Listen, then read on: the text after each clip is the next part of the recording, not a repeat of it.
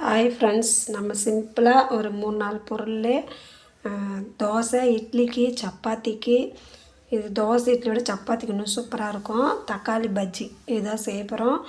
நாங்கள் தக்காளி பஜ்ஜி தான் சொல்லுவோம் இதை. நீங்கள் என்ன சொல்லுவீங்கன்னு கமெண்ட் பண்ணுங்கள். வாங்க என்னென்ன போடலான்னு பார்க்கலாம். பாருங்க, வானல் வச்சாச்சு, எண்ணெய் ஊற்றியாச்சு, கடுகு போட்டுக்கலாம். அடுத்து பார்த்திங்கன்னா கொஞ்சம் சீரகம் போட்டுக்கலாம். நான் கொஞ்சம் வெந்தயம் போடுவேன், வெந்தயமும் போட்டுக்கோங்க.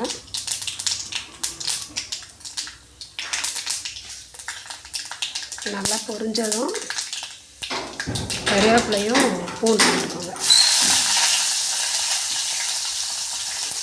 அந்த கருவேப்பிலை இருக்க எடுத்து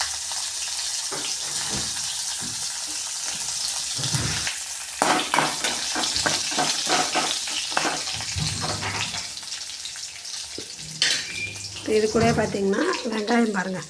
தக்காளியை நான் வந்து நாட்டு தக்காளி எடுத்துருக்கேன். இது ரொம்ப புளிப்பாக இருக்கும், அதனால் வெங்காயம் அதிகமாக போட்டிருக்கேன்.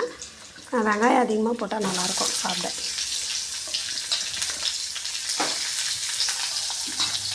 வெங்காயம் நிறையவே போடுங்க, ரொம்ப வதங்கிடக்கூடாது வெங்காயம்.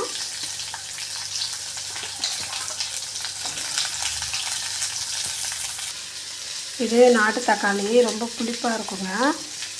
நம்ம வந்து இது பார்த்திங்கன்னா ரேஷன் அரிசி இருக்குங்களா, பச்சரிசி, அதுக்கு இந்த நாட்டு தக்காளி, அது தக்காளி சாதம் மாதிரி சொல்லுவாங்க, ஆனால் புளி சாதம்னு சொல்லுவாங்க. அதை தக்காளியெல்லாம் நல்லா வதக்கிட்டு புளியை கரைச்சி ஊற்றி, அந்த புளியை கரைச்சி ஊற்றி புளி சாதம் சொல்லுவாங்க.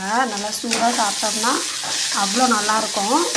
ஆனால் இப்போ இருக்கிற அரிசியில் வந்து யாரும் செஞ்சு சாப்பிடாதீங்க, அது அரிசியானே தெரில, அவ்வளோ கலப்படம் பண்ணி போடுறாங்க. இது சில இடத்துல இந்த தக்காளி கிடைக்கிறதில்ல, ஆனால் வருது ரொம்ப பெருசு பெருசாக. அது நாட்டு தக்காளியான்னு தெரியல, ஏன்னா இப்போ எல்லாமே கலப்படம் ஆகிடுச்சு. ஹைப்ரிட் தக்காளி கூட இருக்கும்.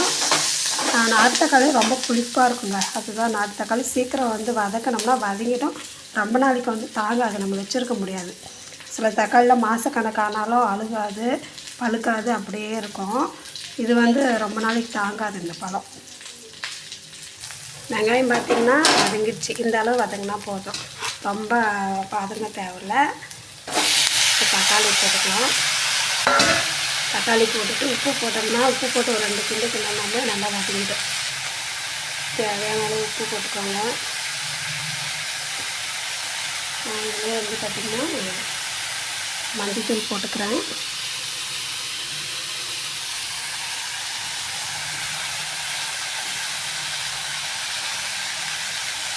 இதில் மிளகா பொடியும் போட்டுக்கலாம்.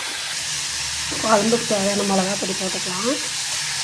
பச்சை மிளகா போட்டாலும் இன்னும் சூப்பராக இருக்குங்க. எனக்கு பச்சை மிளகா சேர்த்து நான் மிளகா பொடியை போட்டுக்கிறேன். உங்களுக்கு வேணும்னா பச்சை மிளகா போட்டுக்கோங்க, இன்னும் டேஸ்ட்டு சூப்பராக இருக்கும். நம்ம சப்பாத்திக்கு சாப்பிட்றதா இருந்தால் இதில் தண்ணி விடக்கூடாதுங்க. தக்காளி நல்லா வதங்கிடுச்சு பார்த்திங்களா. இந்த வெங்காயம், இந்த தக்காளி எல்லாம் சேர்த்து சாப்பிடும்போது செம்ம டேஸ்ட்டாக இருக்கும். அதுக்கு தான் வெங்காயம் நிறைய போடுங்க, தக்காளி அளவுக்கு சொல்கிறது. மறுநாள் வச்சுருந்து எங்கன்னா வெளியில் போகிறோன்னா அதுக்கு வெங்காயம் போட மாட்டாங்க, இந்த தக்காளி தொக்குக்கு. ஆனால் கெட்டும் வெங்காயம் சேர்க்குறோம் அப்படின்னு. நம்ம நைட்டு சமைக்கிறோம், காலையிலனா பரவாயில்ல, ஆனால் மறுநாள் மதியம் சமைச்சிட்டு மறுநாள் சாப்பிட்ற மாதிரிலாம் வெங்காயம் போடக்கூடாது. இஞ்சி பூண்டு போடலாம், நல்லாயிருக்கும்.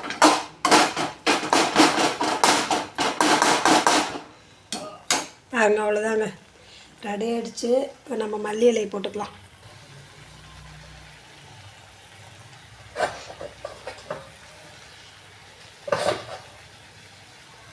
வெங்காயம் போடும்போது பச்சை மிளகாய் போடுறவங்க அப்போ போட்டுக்கோங்க.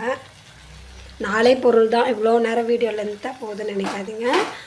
நல்லாயிருக்கும், இந்த மாதிரி செஞ்சு பாருங்க. சப்பாத்திக்கு செம்மையாக இருக்கும்.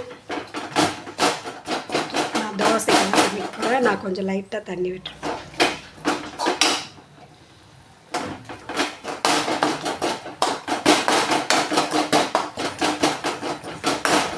நீங்களும் இதை சமைச்சு பாருங்கள், நல்லா இருந்தால் கமெண்ட் பண்ணுங்கள்.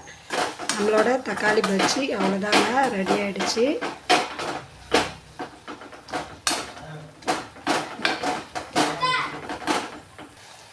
நம்மளோட தக்காளி பஜ்ஜி ரெடி ஆகிடுச்சுங்க.